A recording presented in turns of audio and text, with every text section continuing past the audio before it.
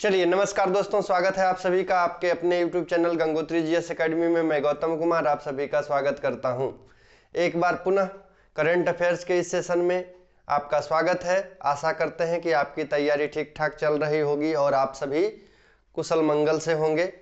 और जैसा कि आप देख रहे हैं, लगातार जो है परीक्षाओं का दौर चल रहा है और लगातार रिजल्ट भी आ रहा है। कल जो है CDPO का PT का रिजल्ट आ चुका है। तो आप सभी अभ्यर्थी जो भी CDPO के PT में पास किए हैं उन सभी को हार्दिक बधाई है, हार्दिक शुभकामना है कि इसी तरह आप आगे बढ़ते रहें और आप अपने जीवन में सफलता को हासिल करें और नई से नई ऊंचाइयों को छुएं। ठीक है, तो CDPO के PT का रिजल्ट आ चुका है। यदि आप लोग को जानकारी नहीं है तो आप जाकर के वेबसाइट से इसको डाउनलोड भी कर सकते हैं, या तो आप टेलीग्राम चैनल को सब्सक्राइब कर लीजिए, उसमें मैं रिजल्ट वाला जो PDF है उसको डाल दूंगा। तो चलिए ज़्यादा समय ना गंवाते हुए आज के करंट अफेयर्स के सेशन की शुरुआत करते हैं। आज के सेशन की जहां तक बात करें तो पिछले सेशन में आप लोगों के द्वारा बहुत ही सहयोग किया गया था, तो आशा करते हैं कि इस सेशन को भी उतना ही प्यार दिया जाएगा। ठीक है, तो चलिए आज का सेशन का जो पहला सवाल है उसको देखते हुए आगे सेशन को बढ़ाते हैं। देखिए आज का पहला सवाल है, देखिए कोई भी नियम लागू होता है या कोई भी नीतियां लागू होती है तो उसमें जो है मानव का हित आवश्यक है। ठीक है, कहीं पे भी आप काम करें तो कोई भी कंपनी जो है या कोई भी सरकार है जो नीतियां बनाती है उसमें एम्प्लॉय को विशेष ध्यान में रखा जाता है, उनके कार्य प्रणाली को, इसके अलावे उस प्रकार का पर्यावरण बनाया जा सके जिस प्रकार से वो निर्भीक होकर, ठीक है, बिना टेंशन के काम को कर सके। तो आज का पहला सवाल है कि किस कंपनी ने ड्राइवर समुदाय के लिए सारथी सुरक्षा नीति शुरू की है। आपको बताना है कि किस कंपनी ने ड्राइवर समुदाय के लिए सारथी सुरक्षा नीति शुरू की है। ऑप्शन है आपके पास Tata Motors, Mahindra and Mahindra, Volvo और अशोक लेलैंड। तो आपको बताना है कि किस कंपनी ने ड्राइवर समुदाय के हित के लिए, ठीक है, ड्राइवर समुदाय की सुरक्षा को देखते हुए सारथी सुरक्षा नीति शुरू की है। तो इसका सही आंसर होगा दोस्तों अशोक लेलैंड। ठीक है, इसका आंसर सही है अशोक लेलैंड। और अशोक लेलैंड ने अपने कंपनी में जो भी ड्राइवर समुदाय कार्य कर रहे हैं उनके लिए सारथी सुरक्षा नीति प्रारंभ की है। चलिए आगे हम लोग इसको डिटेल में थोड़ा देखते हैं कि क्या बातें इसके अंतर्गत और रखी गई है जिससे कि ड्राइवर समुदाय को लाभ मिल सके, उनको सुरक्षा मिल सके। भारत में अग्रणी वाणिज्यिक वाहन, ठीक है, भारत का जो अग्रणी कॉमर्शियल व्हीकल्स प्रोडक्शन या मैन्युफैक्चरिंग कंपनी है उसका नाम है अशोक लेलैंड। ठीक है, आप लोग जानते भी होंगे। निर्माता अशोक लेलैंड ने चालक समुदाय की सुरक्षा के उद्देश्य से सारथी सुरक्षा पॉलिसी शुरू की है। यह व्यापक बीमा पॉलिसी दुर्घटना, बस मृत्यु, अस्थायी विकलांगता और आंशिक विकलांगता को कवर करती है। तो याद रखिएगा ये जो सारथी सुरक्षा पॉलिसी है ये एक इंश्योरेंस है, ठीक है, बीमा पॉलिसी है। इसके अंतर्गत क्या क्या कवर किया जाएगा ये याद रखिएगा। दुर्घटना बस यदि किन्हीं की मृत्यु हो गई या स्थायी विकलांगता हो गया, देखते पैर वगैरह उनका डैमेज हो गया, या आंशिक रूप से, ठीक है, थोड़ा बहुत किन्हीं का पैर कोई एक अंग हो गया डैमेज तो उसको भी कवर करती है। तथा प्रति चेसिस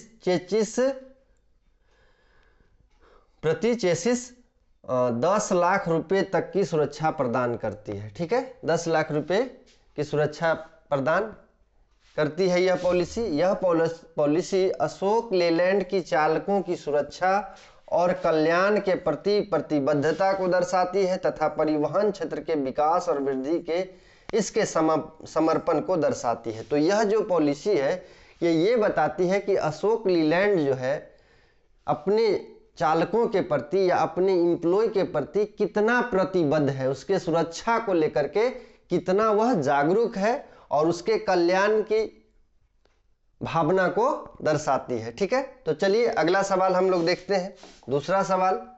दूसरा सवाल में पूछा जा रहा है, नया भारतीय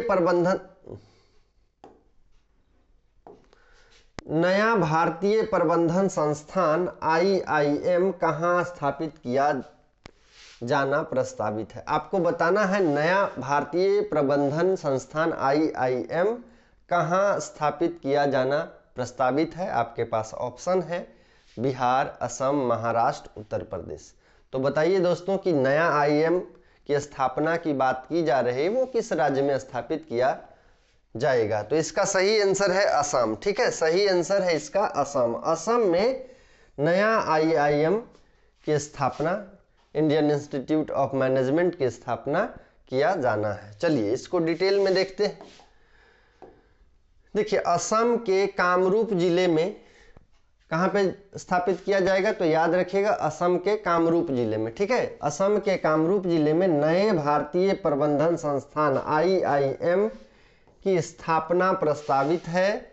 इस पहल का उद्देश्य क्षेत्र में शिक्षा और अर्थव्यवस्था को बढ़ाना है। IIM की जो स्थापना होगी असम के कामरूप में, इसका उद्देश्य क्या है, तो याद रखिएगा कि इसका उद्देश्य शिक्षा, एजुकेशन और इकोनॉमी, अर्थव्यवस्था को बढ़ावा देना है। गुणवत्तापूर्ण प्रबंधन शिक्षा, मैनेजमेंट जो है क्वालिटी बेस्ड मैनेजमेंट एजुकेशन की आवश्यकता को संबोधित करना और शैक्षणिक संस्थानों और सरकार के बीच सहयोगात्मक प्रयासों को बढ़ाना है। मतलब शिक्षण संस्था और सरकार के बीच जो सहयोग है उसको बढ़ाना है। तो याद रखिएगा असम के कामरूप में नए IIM की स्थापना की जाएगी, जिससे क्या होगा कि शिक्षा का क्षेत्र और अर्थव्यवस्था के क्षेत्र में बढ़ावा मिलेगा और ये जो है सरकार और शैक्षणिक संस्थान के बीच जो सहयोगात्मक रवैया है उसको दिखाता है। चलिए आगे बढ़े। तीसरा सवाल कहता है दोस्तों कि साइबर वॉरियर्स प्रोग्राम के लिए किस प्लेटफॉर्म ने गुरुग्राम साइबर पुलिस के साथ साझेदारी की है।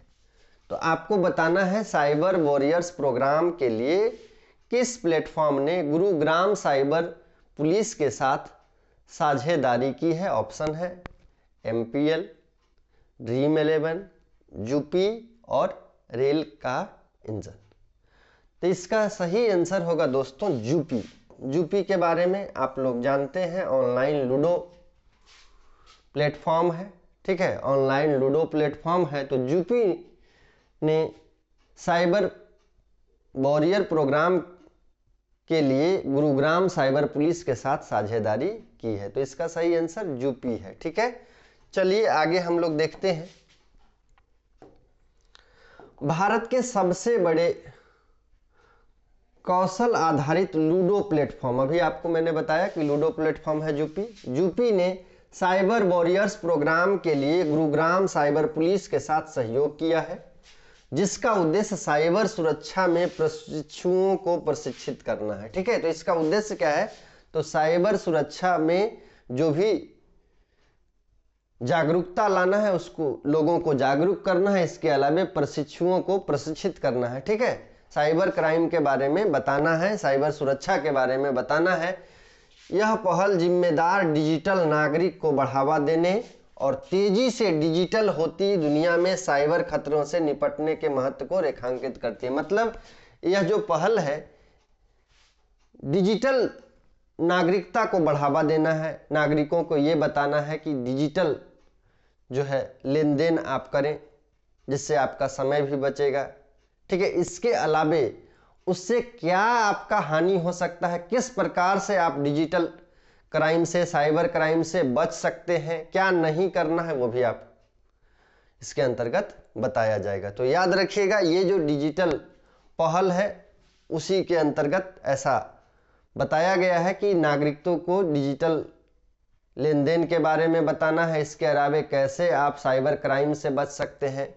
ठीक है, तेजी से जो बढ़ रहा है दुनिया में साइबर खतरा, उससे आप कैसे बच सकते हैं, इसको भी बताना है।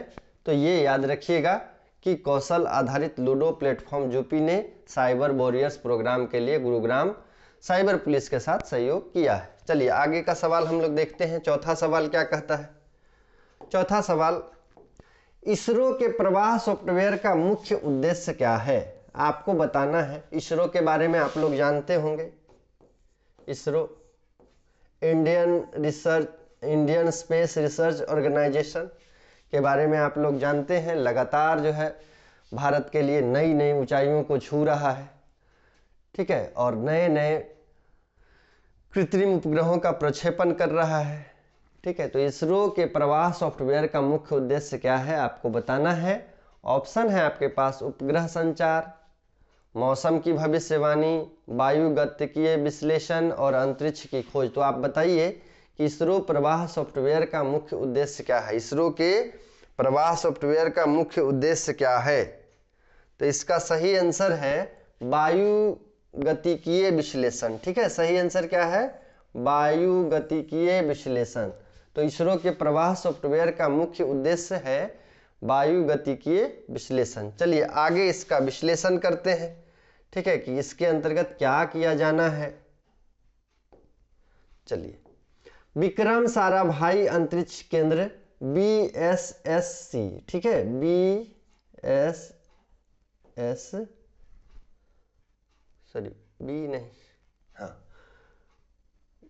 VSSC विक्रम साराभाई अंतरिक्ष केंद्र में विकसित इसरो का प्रवाह सॉफ्टवेयर विशेष रूप से विभिन्न एरोस्पेस वाहनों के लिए वायुगतिकीय डिजाइन और विश्लेषण के लिए डिजाइन किया गया है। यह आंतरिक और बाहरी प्रवाह का अनुकरण करने के लिए कंप्यूटेशनल फ्लूइड डायनेमिक्स का उपयोग करता है, जो लॉन्च वाहनों और पंख वाले और बिना पंख वाले पुनः प्रवेश वाहनों जैसे वाहनों की संरचना और थर्मल सुरक्षा प्रणालियों को आकार देने में सहयोग करता है। तो याद रखिएगा, विक्रम साराभाई अंतरिक्ष केंद्र में विकसित इसरो का जो प्रवाह सॉफ्टवेयर है वो वायुगतिकीय में सहायक है, वायुगतिकीय प्रवाह में सहायक है, ठीक है। चलिए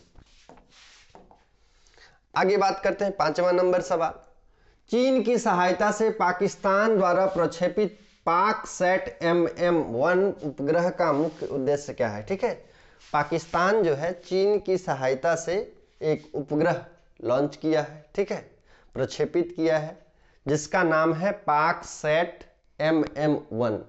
इस उपग्रह का उद्देश्य क्या है ये आपको बताना है।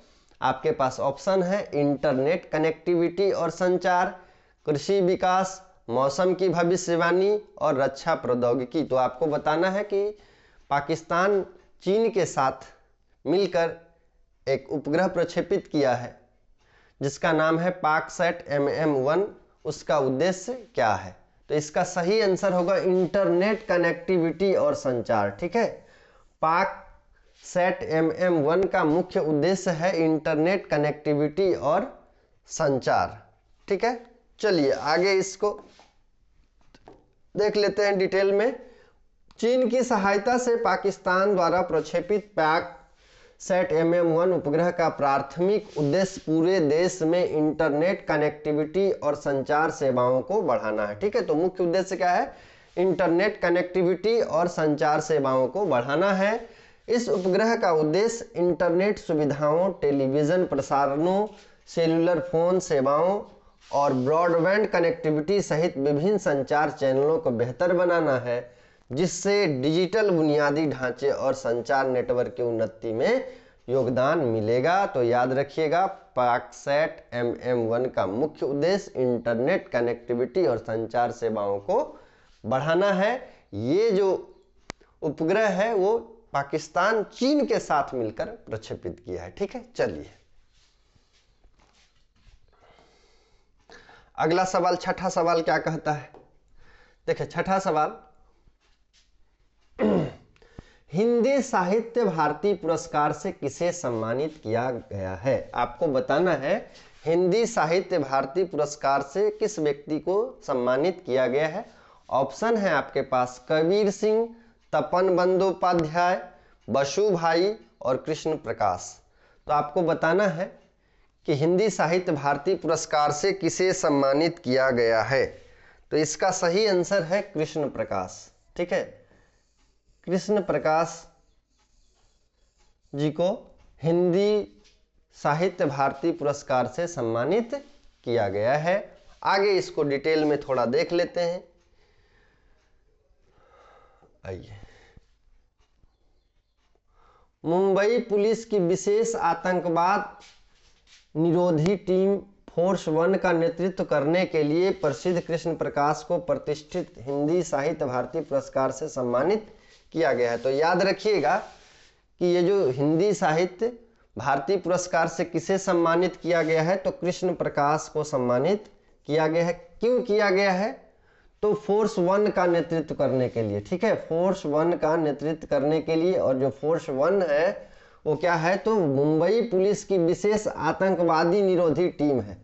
ठीक है, तो विशेष आतंकवादी निरोधी टीम के फोर्स 1 पहल के नेतृत्व करने के लिए कृष्ण प्रकाश को प्रतिष्ठित हिंदी साहित्य पुरस्कार, हिंदी साहित्य भारती पुरस्कार से सम्मानित किया गया है। तो कृष्ण प्रकाश का नाम याद रखिएगा, यदि सवाल आ जाए तो इसको कर पाइएगा। ठीक है, यह पुरस्कार आतंकवाद निरोधी प्रयासों में उनकी नेतृत्वकारी भूमिका और सांस्कृतिक तथा साहित्यिक प्रयासों को बढ़ावा देने की उनकी पहल सहित अनेक योगदान के लिए दिया गया। क्यों दिया गया, तो याद रखिएगा कि आतंकवादी निरोधी प्रयास में उनकी जो नेतृत्व क्षमता है, उनकी जो नेतृत्वकारी भूमिका है, इसके अलावा सांस्कृतिक और साहित्यिक प्रयास को बढ़ावा देने के लिए उनकी पहल जो है, इसके कारण कृष्ण प्रकाश को हिंदी साहित्य भारती पुरस्कार से सम्मानित किया गया है, उन्हें नवाजा गया है। ठीक है, चलिए अगला सवाल हम लोग देखते हैं। 7वां क्वेश्चन क्या कहता है। 7वां क्वेश्चन, किस भारतीय सरकार ने वायु प्रदूषण से निपटने के लिए विश्व बैंक द्वारा वित्त पोषित 10,000 करोड़ रुपए की परियोजना शुरू की है। तो आपको बताना है कि किस भारतीय राज्य सरकार ने वायु प्रदूषण से निपटने के लिए विश्व बैंक द्वारा पोषित, ठीक है, वायु प्रदूषण से निपटने के लिए विश्व बैंक ऋण उपलब्ध करा रहा है, वित्त पोषित कर रहा है, ठीक है, सहायता कर रहा है। तो आप जानते हैं कि विश्व बैंक जो है डेवलपमेंट के लिए वित्त देता है ना, पैसा देता है ताकि आप अपना डेवलपमेंट कर सकें। तो यहाँ पे बोला जा रहा है कि वायु प्रदूषण से निपटने के लिए विश्व बैंक द्वारा पोषित 10,000 करोड़ रुपए की परियोजना किस सरकार के द्वारा शुरू की गई है। ऑप्शन है आपके पास हरियाणा, महाराष्ट्र, उत्तर प्रदेश और राजस्थान। तो बताइए किस सरकार के द्वारा जो है वायु प्रदूषण से निपटने के लिए विश्व बैंक द्वारा 10,000 करोड़ रुपए की परियोजना शुरू की जा रही है। ठीक है, तो ये इसका सही आंसर है हरियाणा। आप लोग जानते हैं नोएडा या एनसीआर के क्षेत्र में वायु प्रदूषण की समस्या जो है बहुत ज़्यादा बढ़ रही है और इससे कई प्रकार की भयंकर बीमारी भी जन्म ले रही है और लोगों के स्वास्थ्य पर बुरा प्रभाव पड़ रहा है। तो इस प्रभाव से बचने के लिए जो हरियाणा की सरकार है, इस वायु प्रदूषण से निपटने के लिए और इससे होने वाले विभिन्न प्रकार के रोगों से बचने के लिए 10,000 करोड़ रुपए की परियोजना शुरू की है। और ये जो परियोजना है, इसका जो वित्त पोषण है, जो पैसे की सहायता है, वो विश्व बैंक के द्वारा किया जा रहा है। ठीक है, चलिए आगे हम लोग इसको डिटेल में थोड़ा देख लेते हैं। हरियाणा सरकार ने राज्य में वायु प्रदूषण से निपटने के लिए विश्व बैंक द्वारा वित्त पोषित 10,000 करोड़ रुपए की परियोजना शुरू करने की घोषणा की है। सतत विकास के लिए हरियाणा स्वच्छ वायु परियोजना के नाम से जाने जाने वाली इस पहल का उद्देश्य, तो याद रखिएगा, ये जो 10,000 करोड़ की परियोजना शुरू की जा रही है वायु प्रदूषण से निपटने के लिए, इस परियोजना का नाम क्या है, तो ये याद रखिएगा, स्वच्छ वायु परियोजना। तो ये भी सवाल आपसे पूछा जा सकता है कि स्वच्छ वायु परियोजना किस सरकार के द्वारा लागू किया गया है या शुरू किया गया है, आरंभ किया गया है। तो याद रखिएगा, स्वच्छ वायु परियोजना हरियाणा सरकार के द्वारा लागू किया गया है वायु प्रदूषण से निपटने के लिए।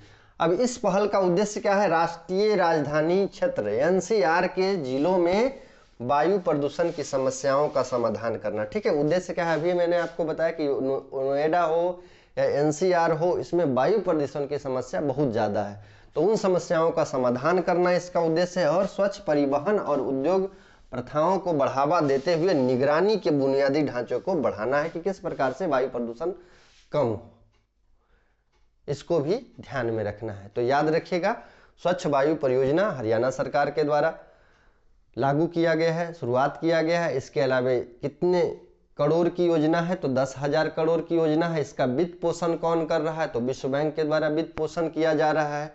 इसके अलावा उद्देश्य क्या है, इस पहल का उद्देश्य क्या है, तो राष्ट्रीय राजधानी क्षेत्र के विभिन्न जिलों में वायु प्रदूषण की समस्या का समाधान करना। चलिए आगे हम लोग देखते हैं अगला सवाल। 8वां सवाल क्या कहता है।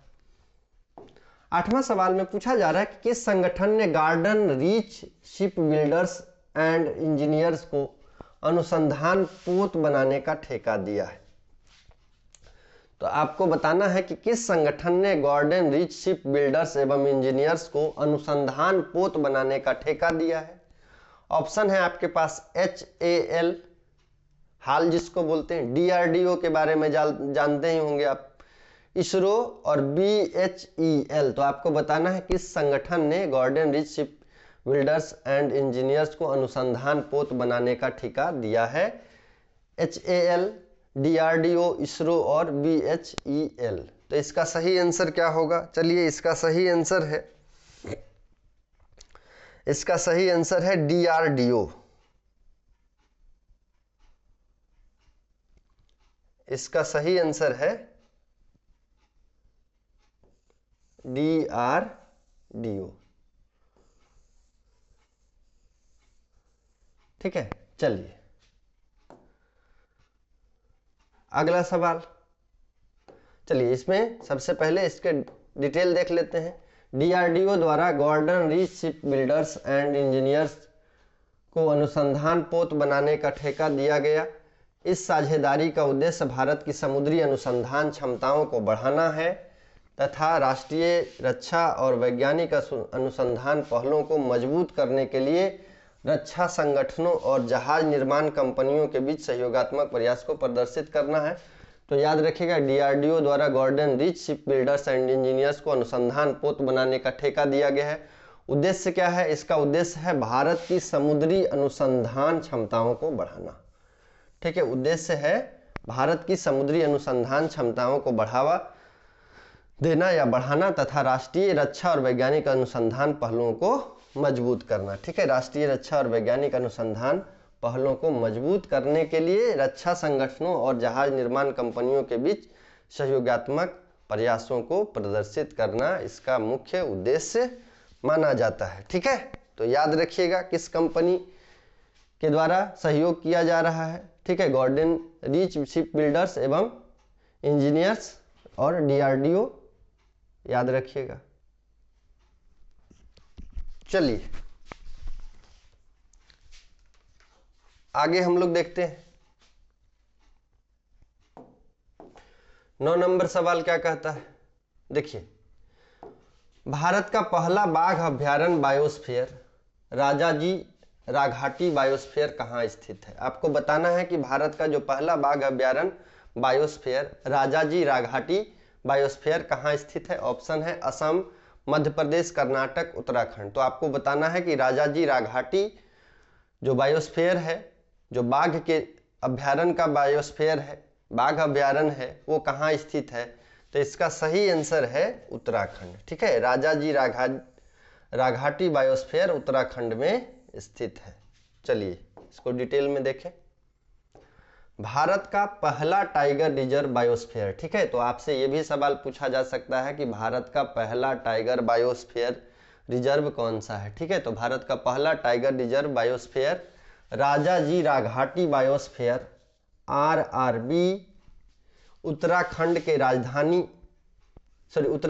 राजाजी के नेशनल पार्क में स्थित है। ठीक है, उत्तराखंड के राजाजी नेशनल पार्क में स्थित है। इस बायोस्फीयर पहल का उद्देश्य पार्क के भीतर बंजर भूमि को पुनर्जीवित करते हुए देसी पेड़ों और लुप्तप्राय प्रजातियों की रक्षा करना है। तो याद रखिएगा, ये जो बायोस्फीयर बनाया गया है इसका उद्देश्य क्या है, तो जो पार्क के भीतर बंजर भूमि है उसको पुनः जीवित करना है और देसी पेड़ों और लुप्तप्राय प्रजातियों की रक्षा करना है। ठीक है, तो बायोडाइवर्सिटी के क्षेत्र में, जैव विविधता के क्षेत्र में ये एक विशेष पहल आप मान सकते हैं, या पर्यावरण संरक्षण के संदर्भ में ये एक विशेष पहल आप मान सकते हैं। तो ये जो बायोस्फीयर है इसका उद्देश्य क्या है, तो बंजर भूमि को पुनर्जीवित करना, इसके अलावे देशी जो लुप्त प्राय पेड़ है उसकी प्रजातियों की रक्षा करना। चलिए आगे बढ़े। नेक्स्ट सवाल आपका 10वां सवाल क्या कहता है। 10वां सवाल, भारतीय सेना ने अपने गो ग्रीन पहल के तहत प्लास्टिक अवशिष्ट प्रबंधन संयंत्र का उद्घाटन कहाँ किया है। ठीक है, आपको बताना है भारतीय सेना के द्वारा गो ग्रीन पहल के तहत प्लास्टिक अवशिष्ट प्रबंधन संयंत्र का उद्घाटन कहाँ किया गया है। ऑप्शन है अरुणाचल प्रदेश, असम, सिक्किम और मणिपुर। तो आपको बताना है कि भारतीय सेना के द्वारा गो ग्रीन पहल के तहत जो है प्लास्टिक अवशिष्ट प्रबंधन संयंत्र का उद्घाटन कहाँ किया गया है। तो इसका सही आंसर है सिक्किम। ठीक है, सिक्किम में भारतीय सेना के द्वारा गो ग्रीन पहल के तहत प्लास्टिक अवशिष्ट प्रबंधन संयंत्र का उद्घाटन किया गया है। चलिए अगला सवाल 11 नंबर क्वेश्चन क्या कहता है, हम लोग देखते हैं। आइए देखिए, नवंबर में होने वाले वार्षिक जलवायु सम्मेलन में किस बात पर जोर दिया जाएगा। तो आपको बताना है कि नवंबर में होने वाला जो वार्षिक जलवायु सम्मेलन है उसमें किस बात पर जोर दिया जाएगा। ऑप्शन है आपके पास जलवायु कार्रवाई, शांति और युद्ध विराम, नवीकरणीय ऊर्जा और जैव विविधता संरक्षण। तो फटाफट आंसर दीजिए यदि आप जानते हैं तो फटाफट बताइए कि नवंबर में जो होने वाला वार्षिक जलवायु सम्मेलन है उसमें किस बात पर ध्यान दिया जाएगा। तो याद रखिएगा इसका जो सही आंसर है वो है शांति और युद्ध विराम। अभी आप देख रहे हैं जो पूरा विश्व है वो तीसरे वर्ल्ड वार की ओर अग्रसर हो रहा है। ठीक है, या तो आप इजराइल की बात करें, हमास की बात करें, या आप यूक्रेन की बात करें, रूस की बात करें, ये सभी जो देश हैं एक दूसरे से युद्ध में लिप्त हैं। ठीक है, तो अभी जो वार्षिक जलवायु सम्मेलन होगा उसका मुख्य बातें क्या होगी, किस पर जोर दिया जाएगा। तो शांति और युद्ध विराम पर जोर दिया जाएगा। चलिए आगे इसको हम लोग डिटेल में देख लेते हैं। हाँ, नवंबर में होने वाला वार्षिक जलवायु सम्मेलन शांति और युद्ध विराम पर विशेष जोर देगा ताकि विभिन्न देशों में चल रहे संघर्षों के बीच जलवायु समाधानों पर ध्यान केंद्रित कर सके। इसका उद्देश्य सम्मेलन के दौरान जलवायु परिवर्तन के मुद्दों पर चर्चा और इसके अनुकूल माहौल बनाना है। ठीक है, तो याद रखिएगा अभी जो जलवायु सम्मेलन नवंबर में होने वाला है वार्षिक जलवायु सम्मेलन, उसका जो थीम होगा ये बोल सकते हैं, या किस बात पर जोर दिया जाएगा, शांति और युद्ध विराम पर जोर दिया जाएगा। साथ ही साथ जलवायु परिवर्तन के मुद्दों पर विशेष चर्चा होगी और इसके लिए अनुकूल माहौल बनाने की बात की जाएगी। चलिए आगे हम लोग बात करते हैं। 12 नंबर सवाल क्या कहता है। 12 नंबर सवाल, विश्व खाद्य सुरक्षा दिवस कब मनाया जाता है। आपको बताना है विश्व खाद्य सुरक्षा दिवस कब मनाया जाता है। 7 जून को, 5 जून को, 15 जून को, 8 जून को। ठीक है, 7 जून को, 5 जून को, 15 जून को, 8 जून को। तो विश्व खाद्य सुरक्षा दिवस कब मनाया जाता है। सही आंसर है 7 जून। विश्व खाद्य सुरक्षा दिवस 7 जून को मनाया जाता है। ठीक है, विश्व खाद्य सुरक्षा दिवस 7 जून को मनाया जाता है।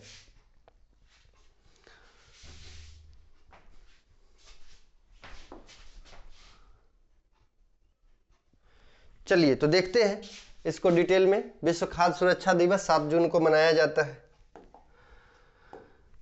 आइए, विश्व खाद्य सुरक्षा दिवस हर साल 7 जून को मनाया जाता है जिसका विषय खाद्य सुरक्षा के महत्व के बारे में जागरूकता बढ़ाना है। ठीक है, तो 7 जून को जो विश्व खाद्य सुरक्षा दिवस मनाया जाता है उसका विषय क्या होता है, तो खाद्य सुरक्षा के महत्व के बारे में जागरूकता बढ़ाना और खाद्य जनित जोखिमों को रोकने का पता लगाना और प्रबंधित करने के लिए कार्रवाई को बढ़ावा देना। यह दिन वैश्विक स्तर पर सुरक्षित, पौष्टिक और पर्याप्त भोजन तक पहुंच सुनिश्चित करने में खाद्य सुरक्षा की महत्वपूर्ण भूमिका को रेखांकित करता है। तो याद रखिएगा विश्व खाद्य सुरक्षा दिवस 7 जून को मनाया जाता है।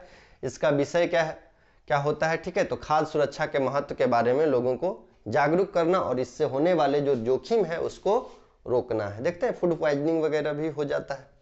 इसके अलावे जो है गुणवत्ता युक्त भोजन सभी लोगों तक पहुंच को सुनिश्चित करना है। चलिए आगे बढ़े। 13 नंबर सवाल, 13 नंबर सवाल बोलता है भारत का पहला खगोल पर्यटन कार्यक्रम नक्षत्र सभा कहाँ आयोजित किया गया। तो आपको बताना है भारत का पहला खगोल पर्यटन कार्यक्रम नक्षत्र सभा कहाँ आयोजित किया गया। ऑप्शन है हिमाचल प्रदेश, केरल, उत्तराखंड, राजस्थान। हिमाचल प्रदेश, केरल, उत्तराखंड और राजस्थान। तो बताइए भारत का पहला खगोल पर्यटन कार्यक्रम नक्षत्र सभा कहाँ आयोजित किया गया। तो इसका सही आंसर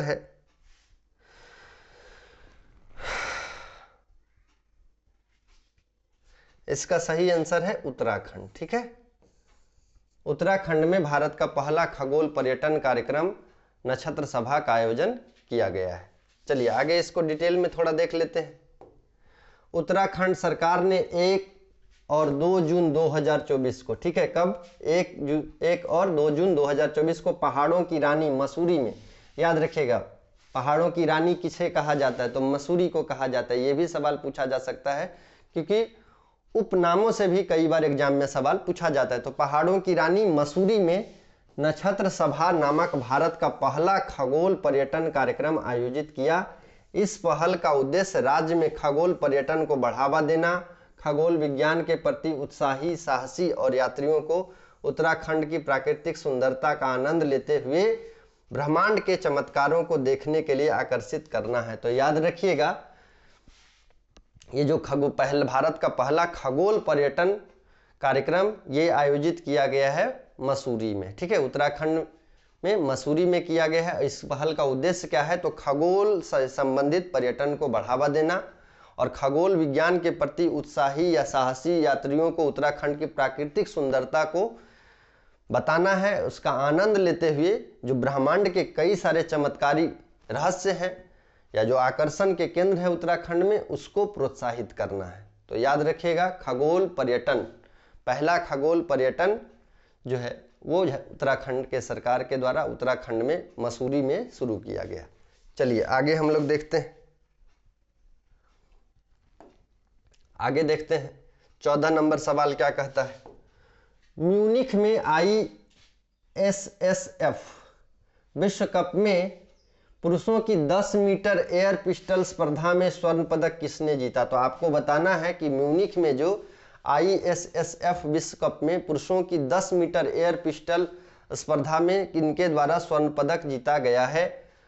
ऑप्शन है आपके पास रॉबिन वाल्टर, सरबजोत सिंह, शुआई हांगबू, सिफ्त कौर समरा। तो आपको बताना है कि म्यूनिख में जो ISSF विश्व कप हुआ है उसमें पुरुषों की 10 मीटर एयर पिस्टल स्पर्धा में स्वर्ण पदक किसके द्वारा जीता गया है। तो इसका सही आंसर है सरबजोत सिंह। ठीक है, सरबजोत सिंह। चलिए आगे हम लोग इसको डिटेल में थोड़ा सा देखते हैं।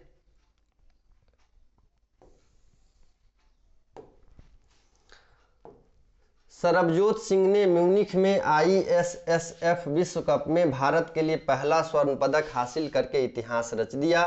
पुरुषों की 10 मीटर एयर पिस्टल स्पर्धा में प्रभावशाली प्रदर्शन करते हुए स्वर्ण पदक जीता है। तो म्यूनिख में जो विश्व कप हुआ है ISSF का, उसमें 10 मीटर एयर पिस्टल स्पर्धा में सरबजोत सिंह ने स्वर्ण पदक जीता है और भारत का नाम और अपना नाम रोशन किया है।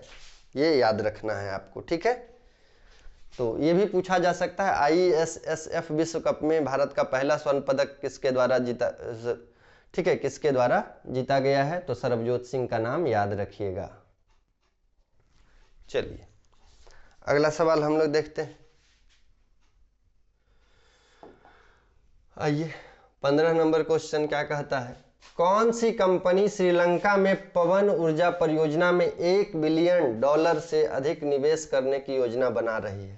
तो आपको बताना है कि किस कंपनी के द्वारा श्रीलंका में पवन ऊर्जा परियोजना में $1 बिलियन से अधिक निवेश करने की योजना बना रही है। ऑप्शन है आपके पास टाटा, भरोसा, बिड़ला और अडानी। तो इसका सही आंसर है अडानी। ठीक है, अडानी ग्रुप के द्वारा जो है श्रीलंका में पवन ऊर्जा परियोजना में $1 बिलियन से अधिक निवेश करने की योजना बनाई जा रही है। ठीक है, ये अडानी ग्रुप के द्वारा ऐसा किया जा रहा है। चलिए आगे हम लोग देखते हैं इसको डिटेल में। अडानी समूह ने श्रीलंका में पवन ऊर्जा परियोजना में निवेश करने की अपनी मंशा की घोषणा की है, जिसकी कुल राशि $1 बिलियन से अधिक है। ठीक है, तो अडानी समूह के द्वारा श्रीलंका में पवन ऊर्जा परियोजना में निवेश करने की मंशा की घोषणा की है, जिसकी कुल राशि $1 बिलियन है, यानी $1 बिलियन से अधिक है। यह निवेश मन्नार और पुनरी में पवन फार्म स्थापित करने की दिशा में किया जाएगा। साथ ही बिजली संचरण के लिए बुनियादी ढांचों में अतिरिक्त निवेश किया जाएगा, याद रखिएगा। ठीक है, तो यह जो निवेश है मन्नार और पुनरी में पवन फार्म स्थापित करने के लिए किया जाएगा। इसके अलावा बिजली संचरण के लिए जो बुनियादी ढांचा है उसमें निवेश किया जाएगा। चलिए आगे हम लोग देखते हैं। 16 नंबर क्वेश्चन क्या कहता है, किस देश ने 700 मीटर लंबे पैदल यात्री राष्ट्रीय एकता पुल का अनावरण किया है। ठीक है, तो आपको बताना है किस देश के द्वारा जो है 700 मीटर लंबे पैदल यात्री राष्ट्रीय एकता पुल का अनावरण किया गया है। राष्ट्रीय पुल एकता किस देश के द्वारा निर्मित किया जा रहा है ये, या अनावरण उद्घाटन किया गया है, ये आपको बताना है। ऑप्शन है स्लोवाकिया, चेक रिपब्लिक, हंगरी और ऑस्ट्रिया। तो आपको बताना है किस देश ने 700 मीटर लंबे पैदल यात्री राष्ट्रीय एकता पुल का अनावरण किया है। ऑप्शन है स्लोवाकिया, चेक रिपब्लिक,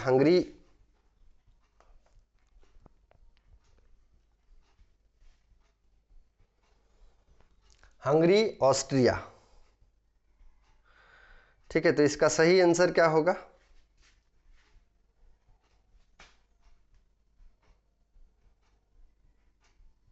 तो इसका सही आंसर है हंगरी। ठीक है, सही आंसर है हंगरी। हंगरी में राष्ट्रीय पुल एकता का अनावरण किया है। ठीक है, चलिए आगे इसको डिटेल में हम लोग देख लेते हैं। हंगरी ने पूर्वी हंगरी के शहर सतोरल जौजेली में 2 नजदीकी पहाड़ियों को जोड़ने वाले 700 मीटर लंबे पैदल यात्री राष्ट्रीय एकता पहल के पुल का अनावरण किया गया है। 4 जून को उद्घाटन किया गया। यह पुल पर्यटकों के आकर्षण का केंद्र है और इससे पूर्वोत्तर हंगरी में पर्यटन को बढ़ावा मिलने की उम्मीद है। यह राष्ट्रीय एकता का प्रतीक है। ठीक है, तो याद रखिएगा हंगरी के द्वारा राष्ट्रीय एकता पुल का अनावरण किया गया है 2 पहाड़ियों को जोड़ने के लिए। ठीक है, और ये जो है 700 मीटर लंबे पैदल यात्री पुल है। ठीक है, चलिए अगला क्वेश्चन 17 नंबर सवाल क्या कहता है, 2024 में विश्व महासागर दिवस कब मनाया जाएगा? आपको बताना है कि 2024 में विश्व महासागर दिवस कब मनाया जाएगा। 5 ऑप्शन है आपके पास, 5 जून, 8 जून, 12 जून, 15 जून। तो इसका सही आंसर है 8 जून। ठीक है, देखिए कब मनाया जाएगा लिखा हुआ है, कब मनाया गया है। ठीक है, मनाया गया है, कब मनाया गया है? तो 8 जून को मनाया गया है। ठीक है, तो आपसे यदि पूछ दिया जाए विश्व महासागर दिवस कब मनाया गया है, तो 8 जून को मनाया गया है। आगे हम लोग इसको डिटेल में देखते हैं। 8 जून को महासागर दिवस 2024 मनाया गया, जिसमें पृथ्वी पर जीवन को बनाए रखने में हमारे महासागरों के महत्वपूर्ण पहल पर जोर दिया गया। संयुक्त राष्ट्र महासभा द्वारा नामित इस वार्षिक कार्यक्रम का उद्देश्य महासागर संरक्षण और मनुष्यों और समुद्री पारिस्थितिकी प्रणालियों के बीच गहन संबंध के बारे में जागरूकता बढ़ाना है। तो याद रखिएगा 8 जून को जो विश्व महासागर दिवस मनाया गया उसको क्या करना है, तो पृथ्वी पर जो महासागर का महत्व है उस पर जोर देना है। इसके अलावे महासागर संरक्षण और मनुष्य और महासागरी या समुद्री पारिस्थितिकी के बीच जो अंतर संबंध है उसको बढ़ाना और उसके बारे में जागरूकता उपलब्ध कराना है। चलिए 18 नंबर क्वेश्चन हम लोग देखते हैं। 18 नंबर क्वेश्चन क्या कहता है, किस राज्य के पक्षी अभ्यारण्य को सामसर साइट सूची में जोड़ा गया है? आपको बताना है किस राज्य के पक्षी अभ्यारण्य को रामसर साइट्स में जो सूची में जोड़ा गया है। ऑप्शन है उत्तर प्रदेश, बिहार, महाराष्ट्र, तमिलनाडु। ठीक है, तो आप बताइए कि किस राज्य के पक्षी अभ्यारण्यों को रामसर साइट्स में की सूची में जोड़ा गया है। इसका सही आंसर होगा बिहार। ठीक है, बिहार के जो पक्षी अभ्यारण्य है उसको रामसर साइट सूची में जोड़ा गया है। चलिए आगे इसको डिटेल में हम लोग देख लेते हैं। बिहार के 2 पक्षी अभ्यारण्य याद रखिएगा, ये भी सवाल पूछ सकता है, नागी और नकटी। ठीक है, पक्षी अभ्यारण्य का नाम है नागी और नकटी। ठीक है, तो ये भी पूछा जा सकता है कि नागी अभ्यारण्य, पक्षी अभ्यारण्य कहाँ स्थित है। जैसे उधवा विहार आप लोग जानते हैं, उधवा विहार पक्षी अभ्यारण्य साहेबगंज में है, उसी प्रकार से नागी और नटकी बिहार में है। ठीक है, तो नागी और नकटी पक्षी अभ्यारण्य को रामसर साइट्स की सूची में शामिल किया गया है, जो अंतर्राष्ट्रीय महत्व के भारत के वेटलैंड्स में एक महत्वपूर्ण वृद्धि को दर्शाता है। बिहार के जमुई जिला के झाझा वन क्षेत्र में स्थित इन अभ्यारण्यों को 5 जून को प्रति वर्ष मनाए जाने वाले विश्व पर्यावरण दिवस पर रामसर साइट्स की सूची में शामिल किया गया है। तो याद रखिएगा, ये जो नागी और नकटी है वो बिहार का जमुई जिला के झाझा वन क्षेत्र में स्थित है। ठीक है, बिहार के जमुई जिला के झाझा वन क्षेत्र में स्थित है। झाझा, यदि आप इधर क्यूल तरफ गए होंगे या पटना गए होंगे तो झाझा आपको मिलता है, झाझा एक स्टेशन भी है। ठीक है, चलिए आगे हम लोग देखते हैं 19 नंबर क्वेश्चन क्या कहता है। ताइवान एथलीट ओपन 2024 में भाला फेंक में स्वर्ण पदक किसने जीता। तो आपको बताना है कि ताइवान एथलेटिक्स ओपन 2024 में भाला फेंक में स्वर्ण पदक किसने जीता है। ऑप्शन है आपके पास डीपी मनु, नित्या रामराज, अर्जुन सिंह और स्नेहा पटेल। तो आपको बताना है कि ताइवान एथलेटिक्स ओपन 2024 में भाला फेंक में स्वर्ण पदक किसके द्वारा जीता गया है। तो इसका सही आंसर है डीपी मनु। डीपी मनु के द्वारा ताइवान एथलेटिक्स ओपन 2024 में भाला फेंक में स्वर्ण पदक जीता गया है। ठीक है, चलिए इसको डिटेल में थोड़ा देखते हैं। देखिए, डीपी मनु ने ताइवान एथलेटिक्स ओपन 2024 में भाला फेंक में 81.58 मीटर की शानदार दूरी तय करके स्वर्ण पदक जीता। इस बीच नित्या रामराज ने महिलाओं की 100 मीटर बाधा दौड़ में 13.23 सेकेंड के समय के साथ रजत पदक हासिल किया है। यह एथलेटिक्स में भारत के कौशल को दर्शाता है। ठीक है, तो याद रखिएगा, इस जो ताइवान एथलेटिक्स ओपन है इसमें भाला फेंक में स्वर्ण पदक डीपी मनु ने जीता।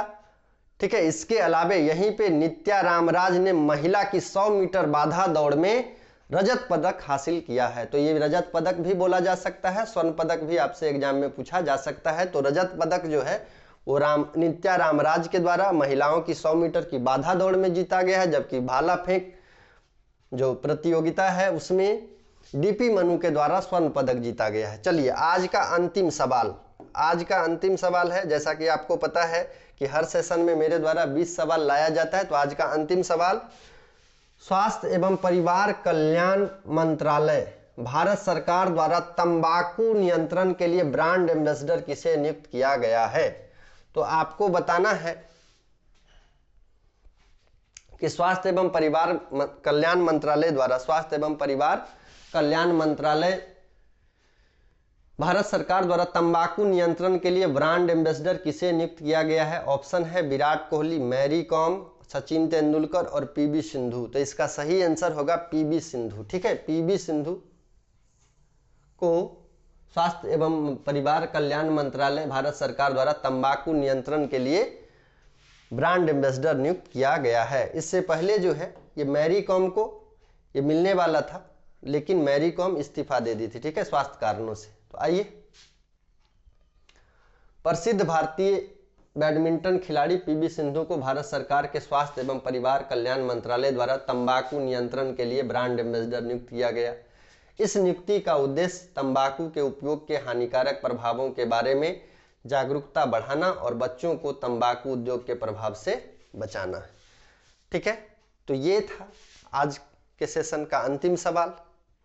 और आप लोगों से गुजारिश है कि आप इस चैनल को सपोर्ट करें, जिससे कि बेहतर से बेहतर, बेहतरीन से बेहतरीन सेशन का लाभ आपको मिल सके। यदि आप इस चैनल पे नए हैं तो इस चैनल को सब्सक्राइब करें, अपने दोस्तों में शेयर करें, लाइक करें, कमेंट करें ये सेशन आपको कैसा लगता है। ठीक है, तो आज के सेशन को यहीं समाप्त करते हैं। धन्यवाद आप सभी को, जोहार सभी को, मिलते हैं अगले सेशन में।